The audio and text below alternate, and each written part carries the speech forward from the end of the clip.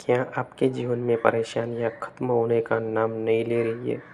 क्या अच्छी भली ज़िंदगी में अचानक से दुखों का पहाड़ टूट पड़ा है?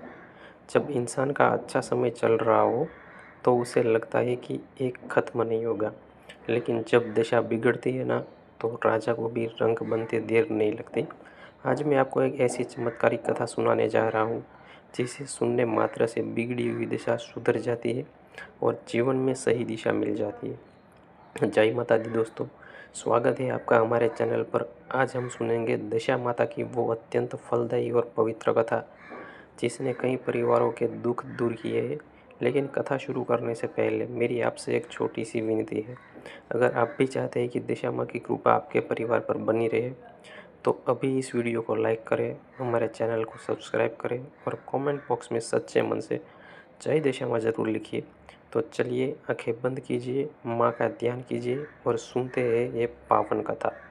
प्राचीन काल की बात है। गुजरात में एक बहुत ही प्रतापी राजा राज करते थे, जिनका नाम था विजय सिंह।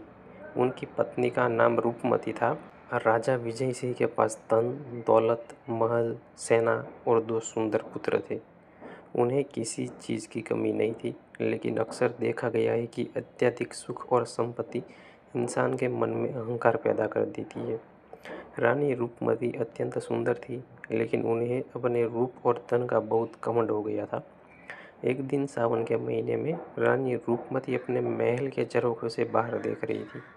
उन्होंने देखा कि कुछ गरीब और सामान्य महिलाएं लाल रंग के कपड़े पहने, सूत का तागा लिए, बहुत ही श्रद्धा भाव से किसी की पूजा कर रही है। रानी ने अपने दासियों को भेजा और पूछा, जाओ पता करो ये औरतें क्या कर रही है। दासियों ने आकर बताया, महारानी जी, आज से दशा माता का व्रत शुरू हुआ है। ये महिलाएं अपनी दशा सुधारने और परिवार की सुख शांति के लिए दशा माता की पूजा कर रही है।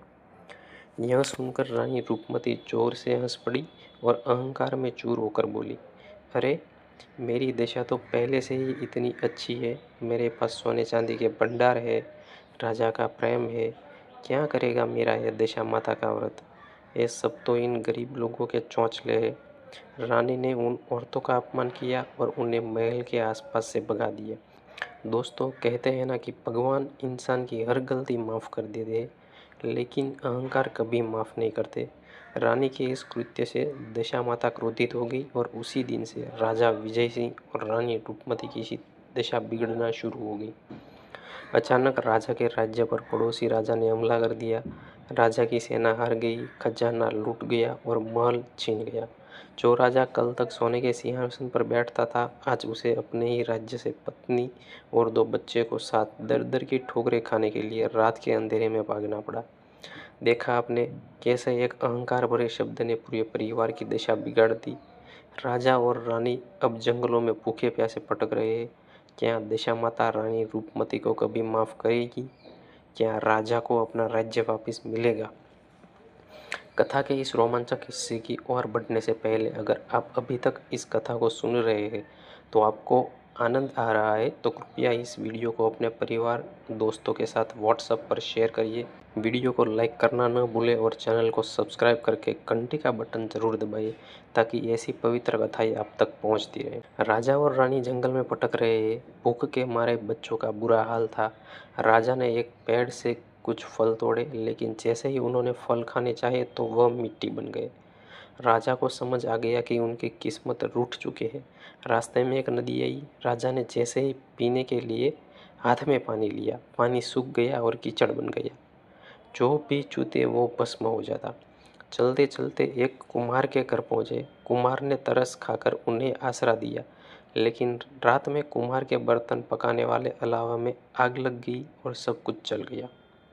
कुम्हार ने उन्हें पनौती समझकर घर से निकाल दिया। मजबूरी में राजा और रानी को अपने दोनों बच्चों को एक सेठ के यहाँ नौकर के रूप में छोड़ना पड़ा और दोनों पति पत्नी अलग दिशाओं में काम की तलाश में निकल पड़े। महीनों बीत गए। सावन का महीना फिर से लौट आया। रानी रूपमती को जब मेले कुचेले कपड़ों में एक दासी का जीवन जी रही थी, जंगल में लकड़ियाँ काट रही थी, तभी उनकी नज़र कुछ महिलाओं पर पड़ी।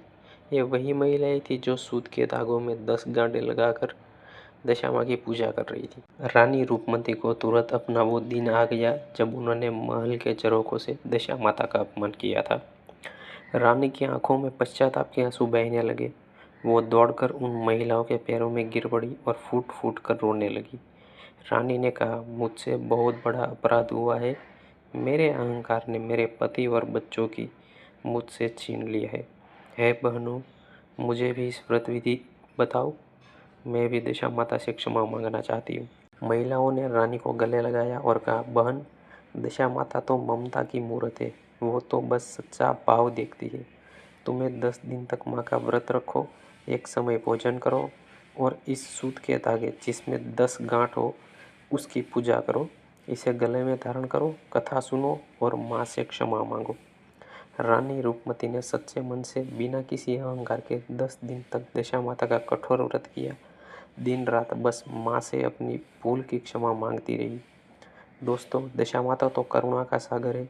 जब उन्होंने रानी के सच्चे आंसू देखे तो माँ का हृदय पिघल गया। 10वें दिन व्रत के समापन चमत्कार हुआ। अचानक राजा विजय सिंह को उनका खोया हुआ राज्य वापस मिलने की खबर आई।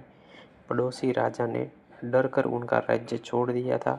सेठ ने उनके दोनों बच्चों को सम्मान पूर्वक वापस लौटा दिया। राजा अपने रथ पर सवार होकर जंगल में रानी को ढूंढने पहुंचे। जब राजा ने रानी को देखा तो दोनों की आंखों में खुशी के आंसू थे। रानी ने राजा को बताया कि ये सब दशा माता के व्रत और उनकी कृपा का प्रताप है। राजा और रानी ने तय किया कि वो जीवन भर दशा माता का व्रत करेंगे। वे अपने महल लौटे और फिर से सुखपूर्वक जीवन बिताने लगे। उनके राज्य में कभी किसी चीज़ की कमी नहीं हुई। इस कथा से हमें यही शिक्षा मिलती है कि इंसान को कभी भी अपने रूप, धन, पद का घमंड नहीं करना चाहिए। जो कोई भी सच्चे मन से दशा माता की कथा सुनता है, कहता है या हुंकार भरता है, दशा माता उसकी बिगड़ी दशा सुधार देती है और हर मनोकामना पूर्ण करती है।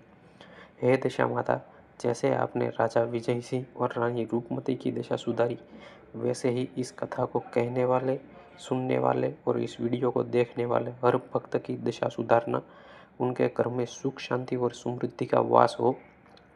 दोस्तों, अगर आपने यहाँ तक कथा सुनी हो तो मुझे पूरा विश्वास है कि आप पर दशा माता की कृपा ज़रूर होगी। कमेंट बॉक्स में जय दशा माँ लिखकर अपनी हाजिरी ज़रूर लगाएं। अगर आपको यह कथा पसंद आई हो तो इस वीडियो को तुरंत लाइक करें, अपने सभी जानने वालों के साथ शेयर करें ताकि उन्हें भी माँ का आशीर्वाद मिल सके।